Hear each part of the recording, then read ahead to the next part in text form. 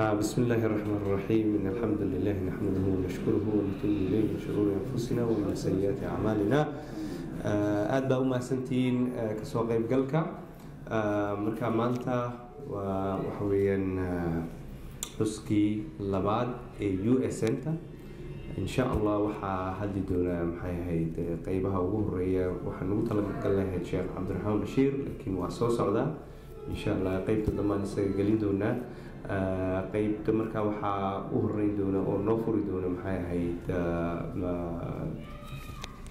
representanta USN Canada oo halkan jooga Xuseen Cabdiraxmaan jaamaca Noole dabadeedna insha Allah waxaa ku xigi doona maxay ahayd Maxamed Xuseen oo maxay ahayd isaguna kelmad ka oran doona dabadeedna waxaan siin doonaa codka maxay ahayd Zainab walaashin Zainab oo iyaduna maxay ahayd qaybta maxay ahayd dumarku ay ku lahaayeen halganka ka oran doonta kelmad insha Allah laakiin inta ugu horeysa waxaan iskaga furanaynaa in yar oo qur'aan marka dambe waxaan goyn doonaa insha Allah hadduu maxay aayado qur'aan insha Allah waxa weeyaan keega ayaan insha Allah la goyn doonaa insha Allah waxaana ka hor waxaa ku xigi doontaa aayadaha quraanka maxay ahayd waxaana midaynaya ee wadankeena Djibouti islaamta calanka insha Allah بس إن شاء الله بس أعوذ بالله من الشيطان بسم الله الرحمن الرحيم والعصر إن الإنسان لفي خسر إلا الذين آمنوا وعملوا الصالحات وتواصوا بالحق وتواصوا بالصبر صدق الله العظيم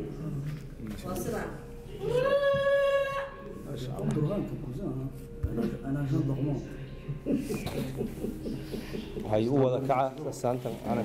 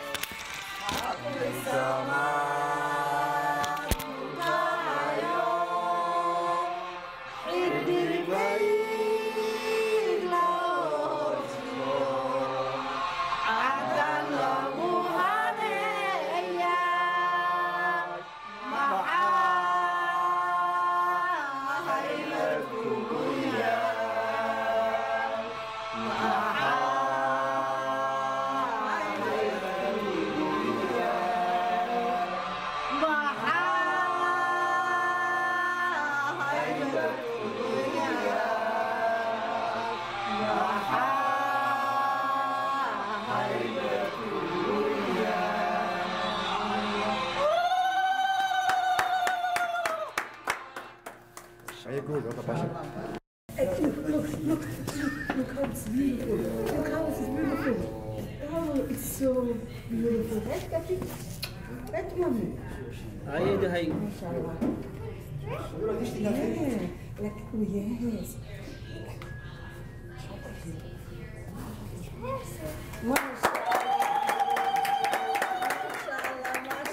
MashaAllah.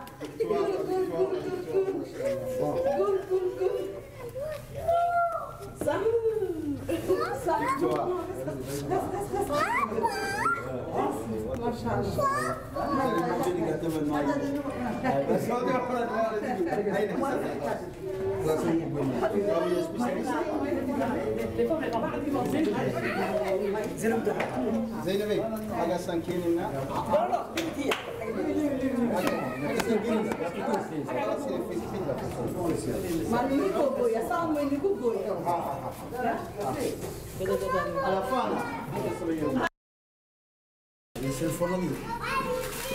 بسم الله الرحمن الرحيم الحمد لله رب العالمين والصلاة على سيدنا والحمد لله رب العالمين دائما الحمد لله الحمد لله الحمد لله ما أنت وحنو فردنا سنة قوره لبعض USN الحمد لله رب العالمين وحن لنا هاي هادان هاي لا دياسبورا دو كندا وحن لنا USN هجرتو USN tii warta ilaahay ha ka dhigo anigu maanta wax qurun man ka hadlaya waxa weeye c'est l'unité au sein de l'USN USN waa mid meel quran ku soconna meel shan ku soconna waa guul ilaahay idankii intaasan kaga baxaya maanta tout ce qu'on peut dire c'est que l'USN est uni pour une cause kan waxa weeye la victoire intaasuman doonayna ka hadlo ummadda reer Djibouti waxaanu soo direynaa baaq aan leenahay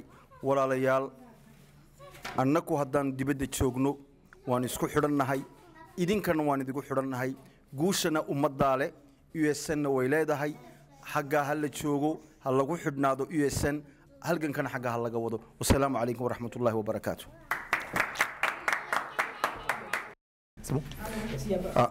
Bismillahirrahmanirrahim.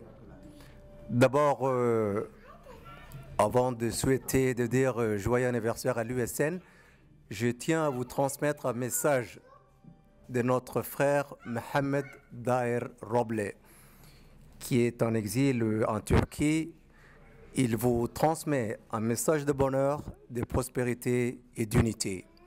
Mohamed Daher Roble, comme vous le savez, qui a été déchu de sa nationalité, expatrié de sa mère patrie, qui vit en exil, c'est un message au nom de la nation djiboutienne et puis de la diaspora.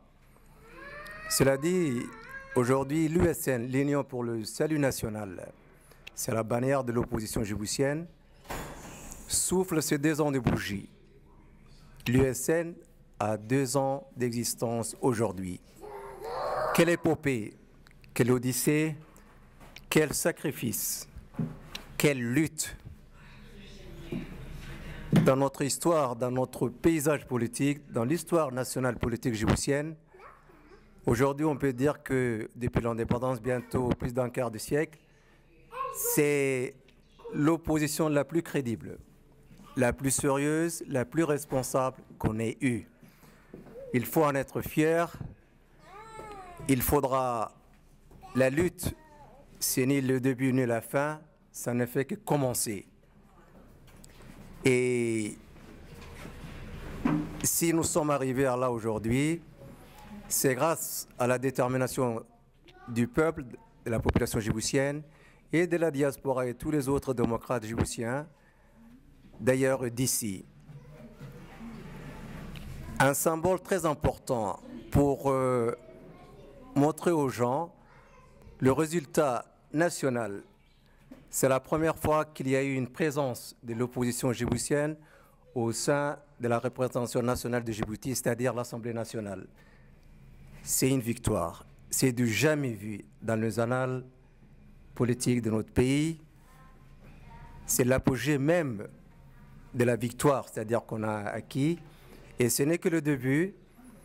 Pour qu'on puisse arriver à un changement radical, un changement national, un changement complet, il faudra qu'il y ait une unité, aussi bien à Djibouti qu'ici, pour qu'on puisse avoir un changement définitif, démocratique. Bien sûr, il y a un cadre, il y a un accord cadre qui a été signé. On y met beaucoup d'espoir, beaucoup de vigilance, bien sûr. Nous attendons que cet accord puisse avoir des aboutissements positifs, un résultat positif de part et d'autre, aussi bien du côté de l'USN, de la part du gouvernement djiboutien. Nous sommes derrière nos dirigeants, c'est-à-dire de l'USN, et nous gardons bon espoir pour qu'il y ait un changement démocratique. Vive l'unité, vive le peuple djiboutien, vive la diaspora djiboutienne. Merci.